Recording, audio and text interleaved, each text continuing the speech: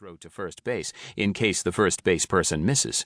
Since nobody is really bashing home runs out of the park on a softball team of 8-year-olds, small ball really represents the only guaranteed strategy for long-term success. The idea for this book began to percolate at the end of one of those long softball seasons, as I was preparing for a round of fall visits to other college campuses in support of my previous book. I had been blessed for the past several years with invitations to present workshops for college instructors on teaching and learning in higher education at other institutions, an endeavor I welcomed and enjoyed. When I first began presenting, I relished the chance to speak to my fellow college and university teachers about major transformations they could make to their courses. Unfortunately, I was usually making such visits during the middle of a semester, which meant that workshop participants had to wait until the following semester to implement any of my suggestions. Even instructors with the best of intentions to revitalize their teaching might find it challenging to carry what they had learned about in a 2-hour workshop in October to their course planning in January or August, given all the work that would occupy their minds in the interim.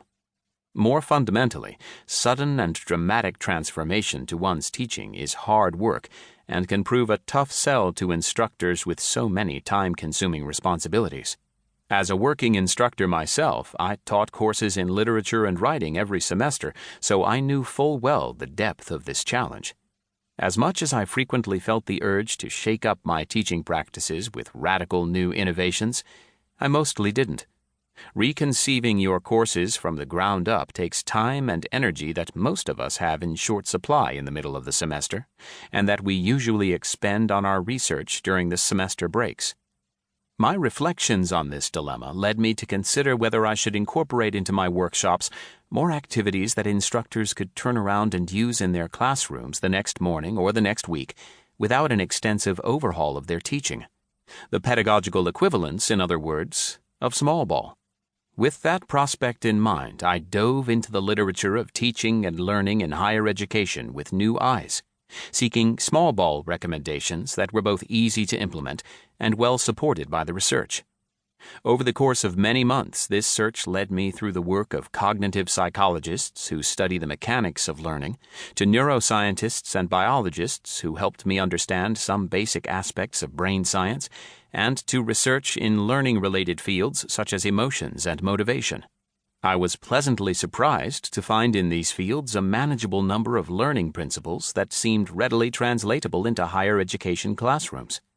Gradually, I began searching for practical examples of how these principles could operate in the classroom, and I began recommending some of the strategies I was discovering to participants in my workshops.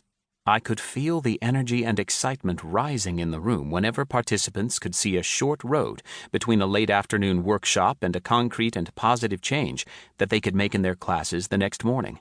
But nothing made me more interested and excited than the small successes I experienced when I incorporated some of the strategies I had learned about into my own classroom.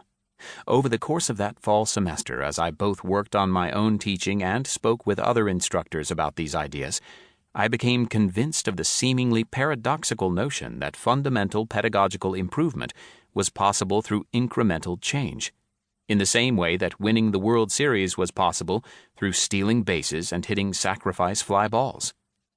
This newfound conviction ultimately gave rise to the notion of small teaching, an approach that seeks to spark positive change in higher education through small but powerful modifications to our course design and teaching practices.